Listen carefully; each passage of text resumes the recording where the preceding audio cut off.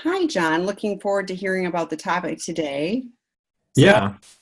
let's Um, get started. yeah, so this is one of the topics that the member of a member of the group asked that we cover, like ways that you can deal with emotions. And I decided to break this up into a couple of components. So for this week and next week, I'm going to talk about kind of on an individual basis how we can regulate emotions. And then in 3 weeks, 2 weeks, however the math works on that, we're going to look at what's called co-regulation, which is regulating your emotions with another person or through the use of safe connected relationships. So um, today we're going to talk about regulating emotion in a way that doesn't require you to be super in tune with what your body's doing. Because for some people, if I were to say, what's your heart rate doing right now? Just to start some calming, that may be too connected to their body and feel too unsafe. So we're going to start with kind of a higher level. Here's how to do some soothing, and then we'll work to a deeper level. So I need to share my screen. I need to do the whiteboard. And I think last time I tried this, it didn't work. So let's see. Can you see a whiteboard? I no, that's weird. It went to my screen. Like, can you see me squiggle there? Or No, can let me check the. Oh, yeah. Now let's see. Yes, now I can. okay. It was me. I have multiple screens open again, so Okay. I am the problem on all fronts today. So. So just as a review, I think I've talked about this, but I don't know that I've drawn it. This idea is called the window of tolerance, and it comes from some folks who studied the nervous system and um, how your nervous system regulates. So if you imagine you have this window within, so that's the window of tolerance, within which your nervous system kind of does this normal ups and downs. Think of a no special stress kind of a day. There's some days where you're a little higher, maybe a little more activated, some days where you're a little bit lower. When we move outside of this window of tolerance, above it, we would call that hyper arousal, or this is like the fight or flight response. So this is when you experience stress that may be a little bit more than normal or a little bit more than fits within your window.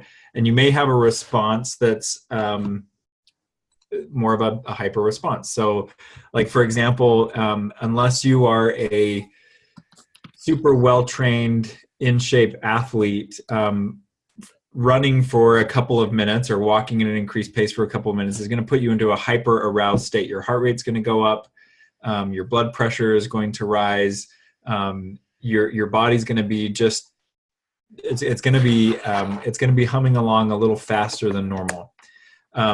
On the other end of the window of tolerance, we have the hypo aroused state, or this is like the rest and digest freeze. Yeah, We don't Tammy? see your pen moving. We see your pen stuck in the middle of the Oh. screen, but it's not moving. Is it frozen? Because I just drew something out.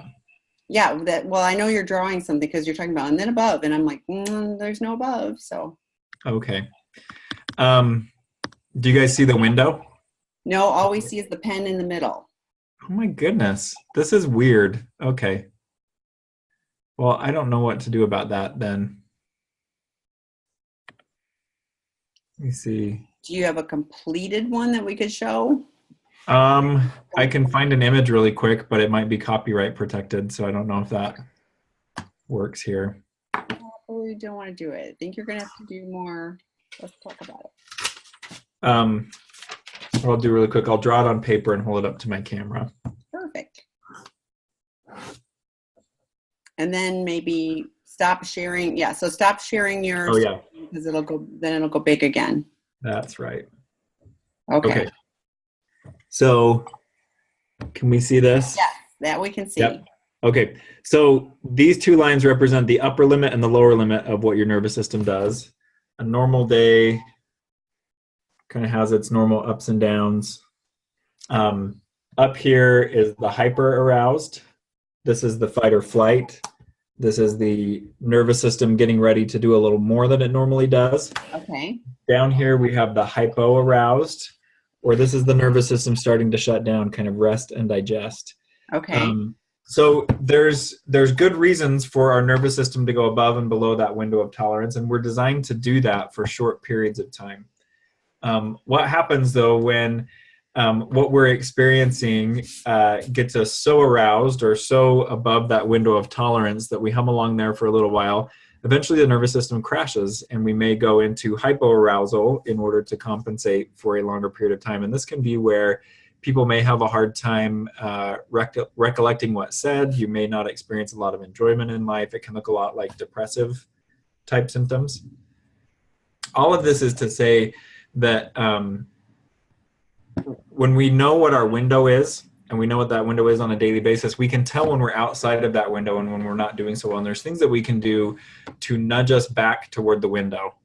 So the things that we're going to talk about today are things that nudge us back towards our window that don't require us to change anything in our body. They're more in our mind.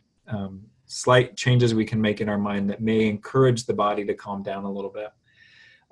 So when your body is not a safe place to be in, and I experience this a lot with sexual assault survivors, or even partners where there has been overt and covert abuse in their relationship, they may not feel super comfortable checking in on their breathing or their heart rate or things like that. So one of the methods I really like for this kind of regulation is to just visualize a peaceful landscape. So try this out right now. You can close your eyes if you want to. If that doesn't feel safe, that's fine too. But I want you to remember a place that you've been, a picture that you've seen that just seems calm, seems peaceful, seems a little slower than normal. And just notice what happens. Notice what happens to the chatter in your mind, to your thought process when you visualize this landscape. If anybody wants to share in the chat section what they're experiencing as they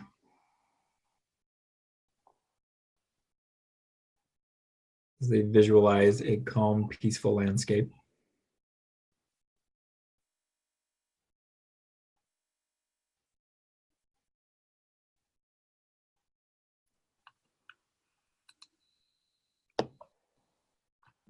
I have an image that I go back to from my days of backcountry guiding in Teton National Park, and I'll use that image quite frequently, especially when I'm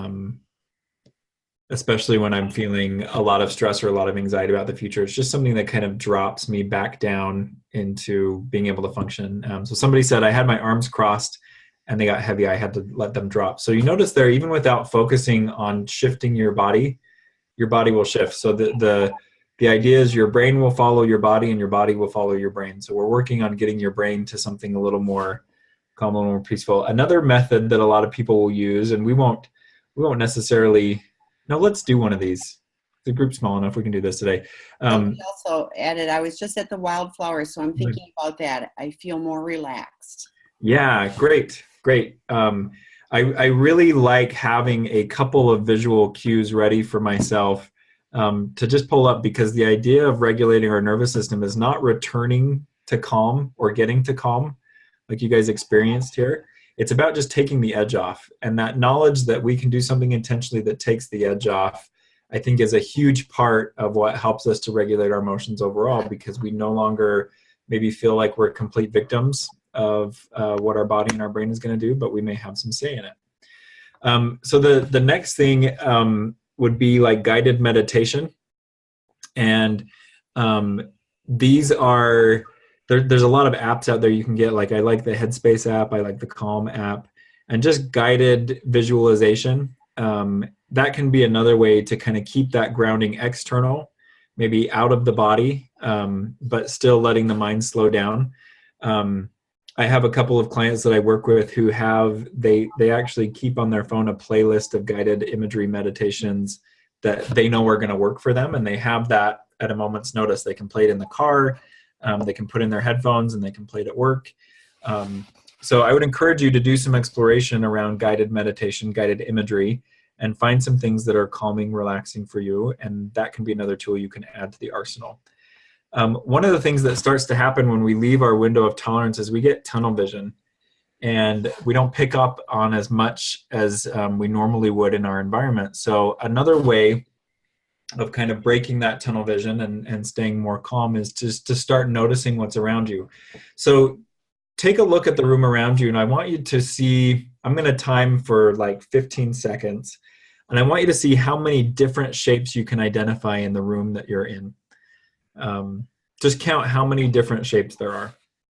Mark, get set, go.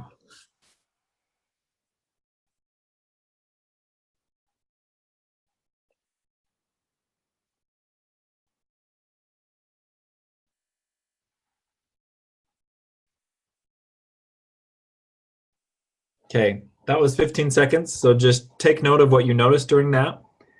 Notice what might be going on in your brain, in your body. What did you notice as you just counted shapes in the room that you're in? You can put that in the chat section if you want to share.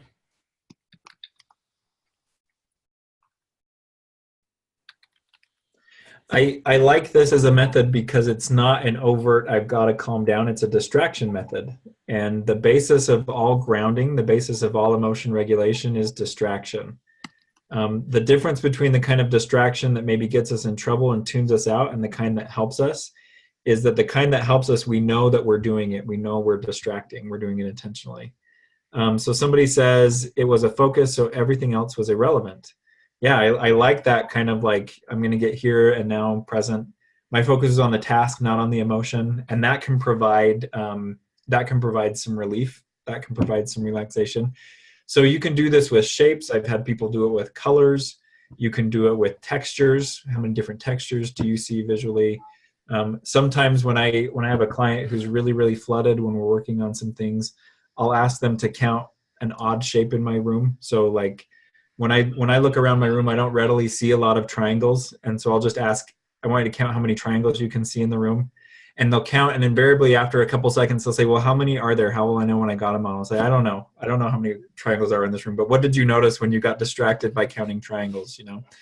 So that can be another really good individual feeling state shifting exercise, to just pay attention to immediately what's going on around you.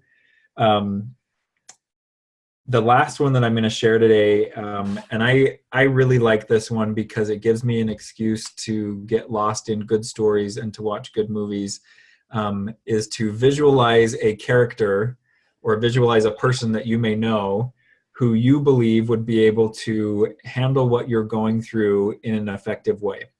So whatever that is, whether it's like, so this morning, my kids are getting ready for school, and my 6-year-old has the same crisis he has every day. I can't find my shoes. And it's like, how many places can your shoes get lost? But really, like, I scoured the whole house and I couldn't find the shoes either. And it doesn't make sense to me because I saw him wearing them right before he went to bed. But they're gone now, I guess. So I was starting to get more and more agitated because I was getting ready for work. I wanted to get them out the door. It's not how I planned on spending my morning. And I realized, like, one of my goals is not to be reactive with my kids, to be a little more emotionally contained. So I realized that was happening, and I started envisioning a friend of mine who, the story I tell myself is he's an infinitely patient father. And so I started asking myself, how would Phil do this? Like, what would this look like for Phil? And I immediately noticed, as I pictured him interacting with a kid with lost shoes, I immediately noticed my face softened. I started speaking more quietly, and I started offering alternatives rather than trying to force that one solution. And so you may have a different character or a different role model for different things, or you may just have one person. I feel like this person would live my life, would be able to interact with my life in a way that is more in line with what I want to be doing. And so you almost invoke the spirit of that person. You visualize that person. You imagine, what might they say in this situation? How might they feel? What advice might they give me? Does anybody have, as I speak about that, anybody have a character or a person in their life that's kind of coming to mind that you would want to invoke in this way to kind of help you regulate, help you shift feeling states, help you calm a little bit? Any characters come to mind? Fictional or non-fictional? I think both of them are idea of valid. having it be basically a mentor Mhm. rather than setting it, oh, I fail because Phil would do it this way and I'm not Yeah, right. It's like, it's I'm reaching out to him as a yeah, mentor to yeah. guide me rather than I fall short. Yeah, it's much more of a what can I learn from this person that I need in this situation. And so, like I said, I really like that as a strategy because it gives me an excuse to pay attention to characters, to people, and this person doesn't have to be the person I need to be in every situation, and it doesn't even have to be completely true about this person. It's just I could see this person interacting with this in a more effective way for me. Um, so again, I have one client who actually made a slideshow on his phone of pictures of those characters that he wanted to emulate, and he would run through that as part of his morning routine. Like, I want to be calm like this person. I want to be intelligent like this person. I want to be decisive like this person. And they would kind of spend some time imagining what it would feel like to be those other people or to have those those problem solving abilities at their disposal. And it was a feeling shifter for them. So that's our introduction today in regulating emotion externally. Um, so we'll take questions now. Any questions on emotion regulation or um, anything else? Anything else about relationships, or because we want to be rocking our relationships. So I was thinking about this though too. I really liked the looking for the characteristics in other people that I do want to emulate. And I was thinking I have learned a lot from a lot of different people where it's something Mm-hmm. that's a desirable trait in that person, and I want to do that. But they may not do this well. They or that Yeah. may be, so I like it. I want this of this person. I want that of this. Mm-hmm. Kind of like the buffet. I want to get a Yep. little bit of this, a little bit of that. So See, and here's the thing about using distraction as emotional regulation. Again, it's not about solving the whole problem. It's just getting a little bit of what we need. And so we can take that buffet approach to a lot of things. For most people I work with, if they stop and think of any imagery long enough, it's going to get disturbing. So it may just be like, I really liked the color here, or I really liked how these shapes came together. And you just take enough to take the edge off. And then I think a big part of emotion regulation is being able to stay fluid and being able to stay moving. So even in our emotion regulation skills, we don't sit in those until we're regulated. We just get enough to let us keep moving, to get some flexibility back. yeah, I like that too. So somebody taught me a 4-7-8 breathing pattern. You breathe in Mm-hmm. for the count of 4, you hold it for the count of 7, and you breathe out for the count of 8. Mm-hmm. And you only have to do it 4 times, which in my world is perfect because that's less than 2 minutes. And Yeah. I'm shocked at how that, that just that simple act of doing that 4 times, focusing on that, Mm-hmm. and I'm calmer. Like if I do it right before I go to sleep, I fall asleep rather than have the head spin. It's been really helpful for me. But just simple, like you said, refocusing. So, Yeah, the research actually shows that that exhale that's longer than the inhale is really effective for dealing with anger. oh, And so whether it's a 4-7-8 pattern or just I'm going to focus on my exhale and make sure that it's long and deep and extensive, that's a real nervous system calmer. that's interesting. Yeah, it just helps me put away the clutter from, because otherwise, my mind's going, oh, I need to do this, I need to do that. Don't forget to do this tomorrow. Mm-hmm. So somebody adds, what about if I've been hyper aroused emotionally for so long that it's become my normal? Is there a way to go back to my regular normal without my body trying to go back to the hyper arousal state? That is a great question. And first off, this happens. Like as human beings, we're very adaptable, and I wouldn't say that we're lazy, but we're looking for shortcuts in our environment and the way we deal with things. So if we're chronically hyper aroused, that will just become our new threshold. And we can see with chronically hyper aroused people, they may have a very high pain tolerance because they're in pain all the time, or it may actually be hard for them to get distracted because they're so used to filtering out all of that distraction because there's a lot going on. So it is possible to bring our threshold back down I don't think, however, it's possible to do that without your body trying to go back to the hyper-aroused state. And it's important to pay attention to why your body would want to be going back to that. If you are currently in a situation or a relationship where it's dangerous for you to be too relaxed, your body will have a very hard time resetting, because it's hyper-aroused for a reason. If you are in a place where you need to be a little more on your guard to protect your physical safety, it's going to be hard to relax in that place. So the key is to be able to evaluate the environment you're in and the relationships you're in, and do they invoke enough safety that I'll be able to come down from this? And for most of the people that I work with, it's not like across the board in their life they all of a sudden are able to get this level of safety. Now things are able to calm down. It's they become very aware of the situations in which they need to be on their guard, and the situations where they can let it down.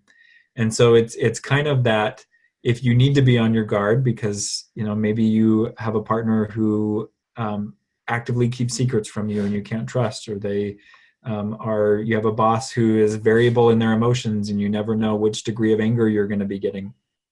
It's going into those situations and recognizing, I'm going to be a little stressed here and I'm going to be on my guard because this is a dangerous situation. It's all the more important after that to be able to decompress effectively. So I've been in situations where I know I'm going to have to go into it, and then I know I'm going to need to get my sponsor or support person on the phone right afterward, and I'm going to need to hear their voice, and I'm going to need to allow them to help to talk me down. Or I know there's some weeks at work where I know it's going to be really critical for me to get my hike in every other morning. Otherwise, I'm not going to make it because of the content that I'm dealing with, or special stress levels or things like that. So it's not about forcing your body to go back to normal as much as it is negotiating a new norm with your body. And I would encourage anybody, if they're working on this and they find themselves continually going to hyperarousal, ask the question, why is my body doing this? Is there a good reason for it? Is this my body trying to serve me? And if there's legitimately no good reason, that would be something to talk to your therapist about. Sometimes the nervous system gets stuck on or it gets stuck off, and there's methods that trained therapists can use to help with that. I've used things like neurofeedback or EMDR or mind-body bridging or mindfulness techniques to help things become unstuck. But there's usually a reason why our nervous system is doing that, and the critical thing is to figure out why and to find out if that's actually the appropriate response for the situation. What I also hear you saying is, if I'm in one of those situations, I need to have a different space, like calling my sponsor or going for a hike or something like that, where I am safe so that I can let that hyper arousal down. Yeah, it's kind of that vacation from the hyper arousal. I actually am a big proponent of group yoga for a couple of reasons. Like, yoga is a really good nervous system regulator, and regulating, we'll talk about this a little more in a couple of weeks, but regulating in a group full of people provides a level of safety that regulating on our own has a hard time getting to reliably. So it's really a practice makes perfect kind of a thing. It's not going to be a couple decisions you make a couple times a day. It's going to be kind of focusing your life on calmer, focusing your life on safer. I know when I was doing some of my own heavy duty trauma work, I even down to like what I listened to on my commute became really, really important. The things that I read, the media that I consumed, the people I spent time with. And I noticed after a while, it's almost like I think of it as, being a 3rd degree burn victim and you don't have skin and there's nothing to protect you. It took a while for my skin to grow back, but it grew back, and I was able to re-engage with, some music that might be more intense or entertainment that might be more intense. But it was impacting me in a different way because I had worked to kind of get that layer back on. Yeah, I hear what you're saying. I've noticed that the more I have going on in my life, the less I'm able to take in the negative, like the negative news and things like that. Mm-hmm. I've created, if my husband's got it on, I either ask him to change the channel or I walk away. But I've noticed that I've done that where I've carved out spaces where, you know, I have soothing things or uplifting things. I'm reading things that are a positive focus for me Mhm. to kind of Mhm. shift a little bit. Yeah. She adds, I sometimes get emotional flashbacks and have been able to calm down through belly breathing and emotional tracking, but other times I have a really hard time calming down. I think that's huge that you've discovered some things that can help you calm down and can do that reliably enough that you can say, um, I've been able to do this at times, and I know why I'm calming down.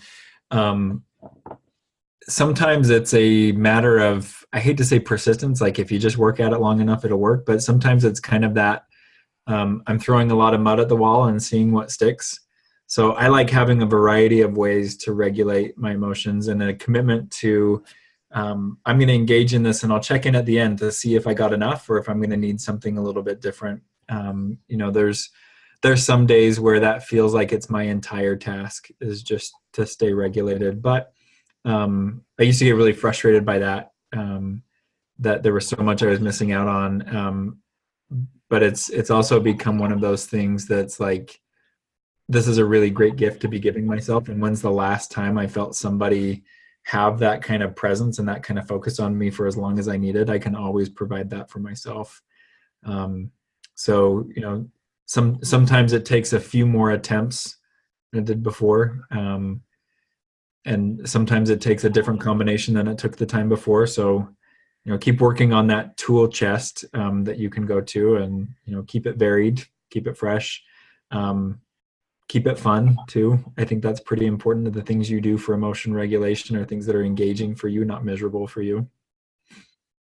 Yeah, I was thinking, you know, I came back and I knew I had a hectic day today. And so I went for a run. Now I took time to Mhm. go for a run because I knew that that would set me up for being able to deal with what I need to today versus going, oh, I'm too busy and I don't have time to do that. So I was Mhm. very intentional about preparing myself.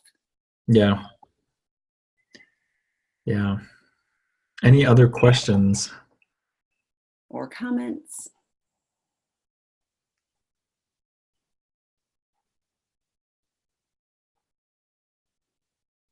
If not, maybe we all need to go do some. Yeah, this would be a good day to go try out some of what we talked about in the beginning. Start your list of things that you're going to use to help yourself regulate. And it really is one of those things, like you can learn a lot about this intellectually, but until you take it into the laboratory and find out how it works for you, that's really where the pay dirt is in this. Because when you get outside of your window of tolerance, you're not an intellectual person anymore. You're an emotional person, Mhm. and memory even works differently in those places. So in emotional memory, we tend to resonate more with what we've done and what we've experienced than what we've thought. So giving yourself real life experience is helpful here too. And I like having I'm going to be prepared for this. So I've got the apps, I've got, like you said, the Mm-hmm. client has the little slideshow of things, whatever, you know, so that I don't have to go, what should I do? It's like, I Yeah. already know I've got this prepared. I'm having a moment. I'm going to go to the first one and I've got Yep. several options. So I know one of these is going to work for me in this moment. Yep. Well, if we don't have other questions, I invite you. Dr. Rob will be on at 5 p.m. Pacific time tonight, answering questions. He does his Q&A tonight. We have a number of opportunities for drop-in groups throughout the week. We've added more, so please check out the list that's on sexandrelationshiphealing.com. We also have Dr. Rob, if you know of a male who could benefit from a treatment opportunity, Dr. Rob will be the lead facilitator for a 2-week intensive program starting this Sunday in the Los Angeles area. I'm happy to provide information about that. That's for sex addiction and intimacy disorders following that program. So starting April 15th, that facility in Los Angeles will be for co-occurring sex addiction and chemical dependency. So often it's for paired behavior. So if someone's struggling with stimulant use or abuse and sex addiction, or I often answer emails where somebody's abusing alcohol and sexually acting out. That's the type of a person that would be a good fit for this program. It is for men, and Dr. David Fawcett is collaborating on this program. So, who's an expert in this field? He also does a webinar on our site. So if you haven't checked out his, I'd invite you to do that as well. But he's an amazing clinician, and I was like, with Dr. Rob and Dr. David, that program, there won't be anything that compares to that. So we're really excited with that. So it'd be great. Somebody added, I like to make things with power tools. How can I make sure I'm trying to regulate versus escape? So for me, early on in my career, I saw a really good example of this. I had a client who had a lifetime of trauma and a partner who was betraying her and all of that. And she came in one day and she said, I feel really, really guilty. And I said, what's new? Why do you feel guilty now? Because she always felt guilty. And she said, well, one of her favorite bands released a new album. And she said, I've been looking forward to this release date. I even cleared my schedule so that as soon as the album dropped, I could download it. She's like, I put on my noise canceling headphones and I listened to the entire thing from beginning to end. And as a music fan, I was like, that's awesome. I was like, how was that? And she's like, I really loved it, but then I felt so guilty because I had taken that time and I just taken that time to numb. And it hit me in that moment. And I said, I don't think that was numbing. It sounds like you really planned that experience and you gave yourself room to have it. And for me, that's the big difference. I think regulation is a planned thing. We're giving ourselves time and bandwidth to make that happen. And we're in that planning, we're minimizing the negative consequences going forward. So like Tammy used the example of running this morning, and there may be some parts of your morning that were a little more compressed because you put that in. But it sounds like it didn't throw your day off and you had confidence it was actually going to have a long-term benefit. Yes. Versus the escaping, which is I went for a run, I really wasn't keeping track of time or what my commitments were, and I came back and all of a sudden I was 3 hours behind where I needed to be. So I think in escape there's a dissociative quality. In regulation there's a very present quality, and regulation doesn't tend to have a lot of long-term negative consequences. So my sister also works from home, and she said, her husband was coming home, and she he's all calm, and he's, and she's like, ah, and she finally realized it was because she didn't have a commute. So now she's planned a commute, and she makes sure she stops working. And so while he's commuting, she's commuting, and that means she's going and working on a puzzle. I mean, whatever she's doing it intentionally, and that's her commute. And she said, when he comes home now, she's as calm as he is because they both commuted. And I thought that was brilliant. I was like, well, that's a great idea. And she's planned like you said, she's planned the time, and it's her time to focus and to get rid of the rest of the day. And she's preparing for it. So yeah, great question. And I think a little bit of it is, so I do bake therapy every now and then. I just have to bake because it makes me feel better, and my husband likes it too. But I was thinking too with the power tools, it's like if I was constantly baking like every day, and we had 47 dozen cookies sitting around because I've done that, versus like I'm being intentional about this. I need a break. It's a mental health break. I always feel better when I've baked, So I think it's like you said, if I've planned it, or even if I go, I am going to take this break for myself, I'm not going to go sit, in a bubble bath. I'm going to bake, that's fine. So I think it's as long as I'm aware of it too, and not, because it's really easy for me to, I get on the stupid games on my phone, and I'll just, I totally know I'm kind of numbing out.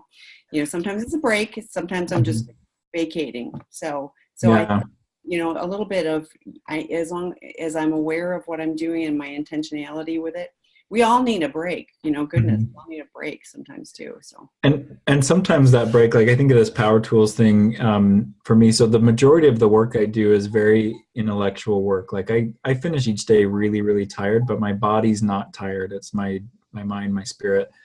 So I was talking with another therapist friend about, I had this goal this first quarter to complete a couple of home improvement projects that I've had just kind of hanging out. And so I was telling him, like, I'm kind of coming under this deadline and it's a little bit stressful. And he's like, hey, you hire out a lot of stuff for your practice that falls into that category. Like, do you need to do this for your home? And it kind of shocked him how forcefully I came back, and I said, no, like these are good projects for me. Like I like that change in pace. I like working physically. I like that challenge, and I need to have the right amount of that right now. I would imagine if you worked with power tools for a living, it probably may not be as relaxing as it is to have that as a hobby. And maybe it's a very big change in pace from what you've been doing, or maybe it's I do this for me. Maybe I do work with power tools all the time, but I'm making widgets for my boss to sell versus I'm making things that I love. So the way that we approach what we're doing, I think, has a really big impact on how our nervous system is benefited by it, and how our nervous system is changed by it. But even just starting with the I like to do this, I think is a really effective direction to go with things that will regulate you. And I like to make things. So I hear a Mhm. creativity in that, which I think Yeah, is too, you don't paint, you make things with power tools. Great. absolutely. Absolutely. Any other questions, comments? If not, we will end for this week, and we hope you will join some of the other opportunities throughout the week, and we'll see you, John, next week. Okay, thanks everybody. Thank you. Bye. Bye.